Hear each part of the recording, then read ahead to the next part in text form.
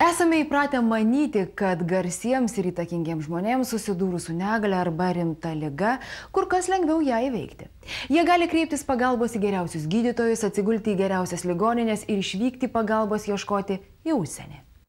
Tačiau jau ne vienerius metus mūsų įžymybės tol, kol aplinkiniai aptarinėja jų gerokai pasikeitusią išvaizdą, pasninkauja ir net užsidaro į vadinamąjį deguonies karstą. Kokios paslaptys sieja mūsų politikus, ekrano ir scenos žvaigždės? Galbūt tai naujas tikėjimas, o gal tiesiog mada? Ar gali būti, kad būrys garsių mūsų šalies politikų, verslininkų ir pramogų pasaulio atstovų jau kuris laikas gyvena pagal griežtas taisykles ir net pasninkauja? Ar tai tapo naująją elito panacėją? Kaip atrodo jūsų dienos meniu? Ką valgot? Labai paprasta. 2 stiklinės vandens iš ryto. Didelės arba 2-3 stiklinės vandens. Po to leistinos košės. Man užteks jėgų. Nueit tą kelią tada verta yra pradėti. Kam tai daro? Kas privertė įžymybes atsisakyti jiems įprasto gyvenimo? Atrodytų, juk nei pramogų, nei galimybių jiems absoliučiai netrūksta. Klausantis šio vakaro pasakojimų, iš pradžių jie skamba tikrai paslaptingai. Tačiau visi šie žmonės vienbalsiai tvirtina, kad naujoju gyvenimu yra tikrai patenkinti. Kam neatsispyrė gerai žinomi mūsų šalies žmonės? Kas suvienijo aktorius, dainininkus, verslininkus bei politikus? Nauja elito mada, o gal net tikėjimas? Ar tikrai mūsų garsenybėms valandos deguonies karste padeda atjaunėti, sulieknėti ir net išgyti nuo depresijos ir nemigos? Lygiai tokioje pat baro kameroje kadais miegodavo dainininkas Michaelas Jacksonas, norėdamas išsaugoti skaisčią ir lygią odą, po įvairiausių cheminių procedūrų ir gausybės plastinių operacijų negrįžtamai jai pakenkęs.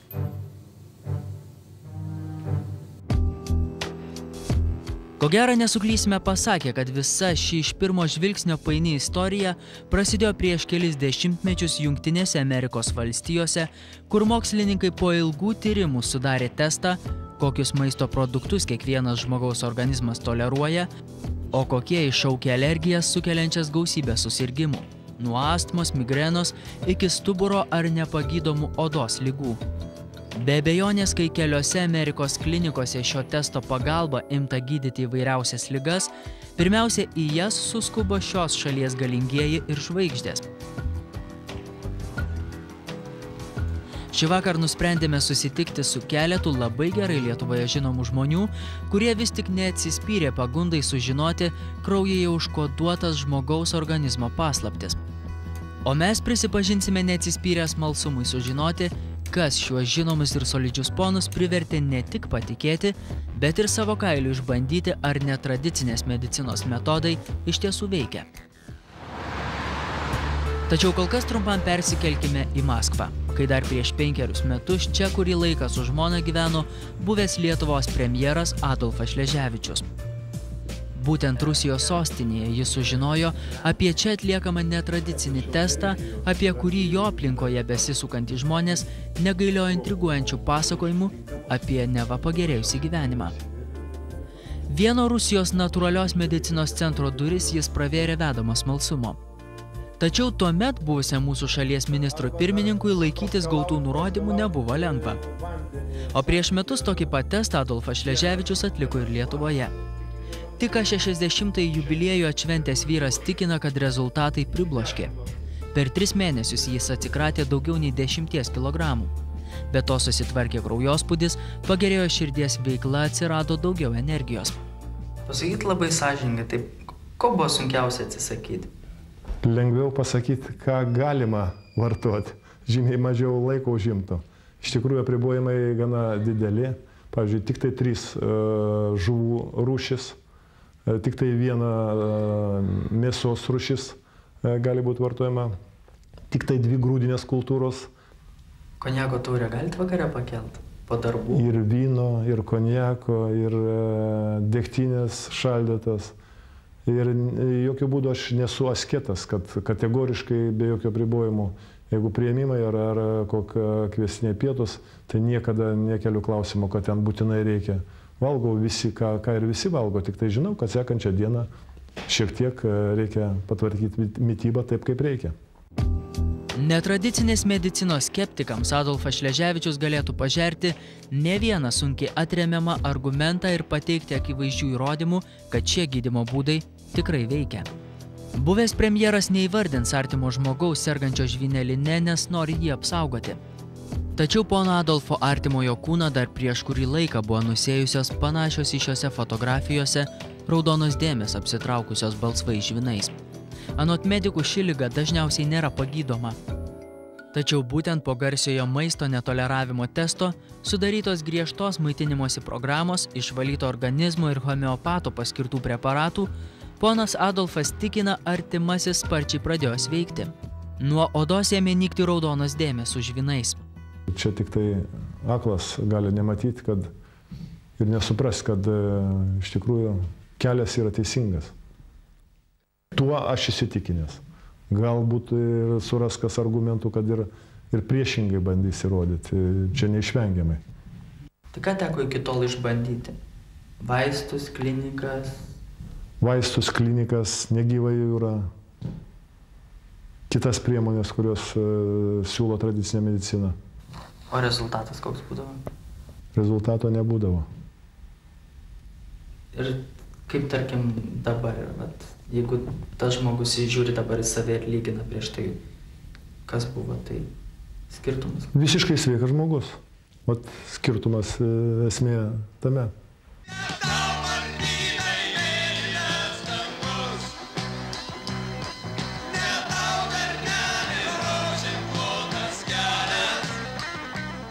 Legendinis grupės Antis dainininkas Algirdas Kaušpėdas niekada nebuvo nuolatinis gydytojų pacientas ir atrodo niekada nebuvo apkūnus. Tačiau gerai žinomas vyras su žmona jau kuris laikas kartas nuo karto valosi organizmą ir laikosi pagal kraujo tyrimo rezultatus sudarytos mitybos programos. Kam tai daro? Žinoma, kad mano amžius jau yra 55 metai ir mano amžiaus vyrų yra labai tokių apkūnių ir sakysim, dideliais pilvais, aš nenorėčiau toks būti. Mano amžiaus vyrų yra, kurie jau po velėna, ryšim su stresais versle ir gyvenime ir panašiai. Tai yra prevencija tam tikra. Kodėl būtent, tarkim, nusprendėte išbandyti tą dalyką, apie kurį nuomonė vis dėlto yra dviprasmiška? Kas čia netradicinio yra, čia nuo senovės žmonės pasnikauja ir nuo senovės žmonės kaip gali, taip valosi. Jeigu dabar yra būdai, kurie išvalo, sakysime, stipriau arba nuosekliau arba saugiau, netgi sakyčiau, tai kodėl jais nesinaudoti? 10 kilogramų. Tiek per keletą mėnesių atsikratė dainininkas Algirdas Kaušpėdas. Kaip iš tikrųjų reaguoja jūsų draugai, tarkim, ar ne? Atrodo bendra kompanija, susėdat kažkur vakarieniai ir jūs esat, ta pora, kuri, tarkim, atsisako lietuvėm įprastų bulvių, atsisako duonos ar atsisako, nežinau, kad ir tortą, ar ne? Niekas nesako, ką jūs čia dabar pusę gyvenimo malonumų dabar iš šono stumėt? Tai žinoma, mes niekad nedemonstruojame prieš nieką savo kažkokių tai ten, oi, aš va taip tik maitinuosi, aš va toks esu, kitoks. Priešingai, prie žmonių, prie kompanijų mes viską darom, ką visi daro. Ir nenorim išsiskirti niekada. Ir niekada tas vienas kitas kartas jums politiškai nieko nepakeis. Ir alaus negerat? O išgeriu. Būtinai labai mėgstu alų. Bet alus yra skystis tas pats ir labai kokybiškas skystis. Nieko baisaus, tik nereikia jo padauginti. Sakysim, į vakare išgerti bokalą alaus, tai ir ramina ir kartu. Tai yra labai geras produktas. Iš ne prieš alų. Prieš susitinkant su dar viena šio vakaro heroje, aktorė Nijole Narmontaitė, sugrįžkime į sostinės natūralios medicinos centro laboratoriją, kurioje, galima sakyti, prasideda permainos mums gerai žinomų žmonių gyvenimuose. Turime galimybę savo akimis išvysti daugybę kalbų Lietuvoje vis dar keliantį kraujo tyrimą. Paėmus 100 ml kraujo, jis paliekamas keletui valandų nusistovėti. Tuomet beveik valandą tyriamos kraujo limfocitų reakcijos su 150 maisto produktų. Iš šių tyrimų nustatoma, kokiems produktams žmogaus kraujas yra alergiškas, vadinasi, jų nepriima. Tada sudaroma lentelė, kurioje surašyta tai, ką galima valgyti, o ko reikės atsisakyti.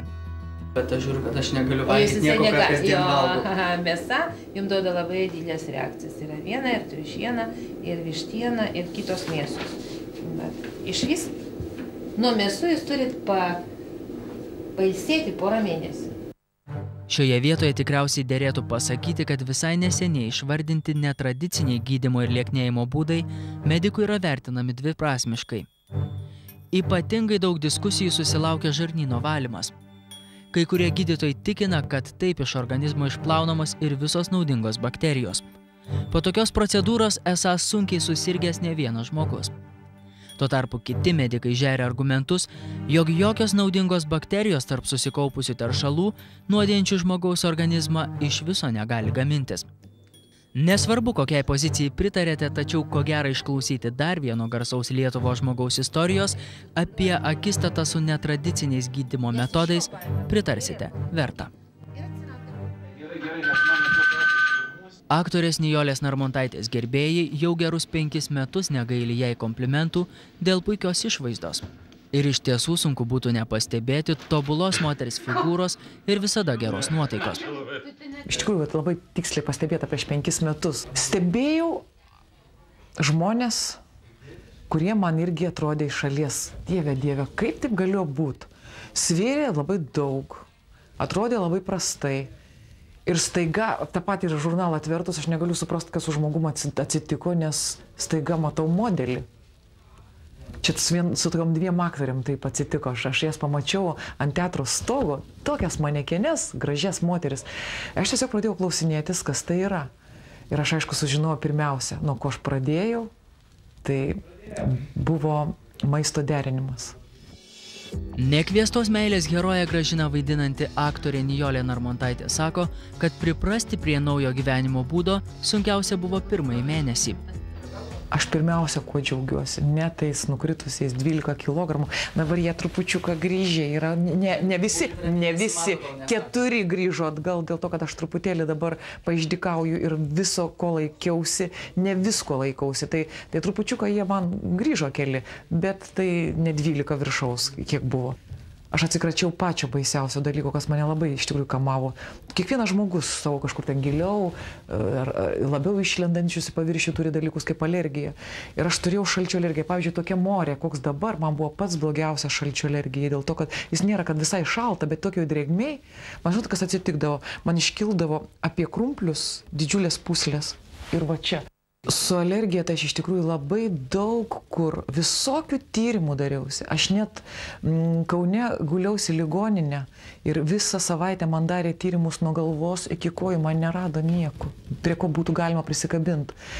Ir netgi buvo nutarta, kad čia gal yra nervinių pagrindų, iš ko taip staiga atsiranda toks, netgi man būdavo kartais, kad tokia šokinė alergija, tiesiog ištinsta kūnas ir nesupranti dėl ko. Ir jeigu tikrai nuo to momento, kai aš pradėjau to vadovautis ir valgyti tai, kas man tiko, ir jeigu man dingsta tai kaip aš galiu netikėti, kad tai yra nuo to. Ko populiariai aktoriai teko atsisakyti vardant sveikatos ir gražių kūno linijų? Iškart po reklamos. Gal daktarė negirdės, ką aš čia pasakiau.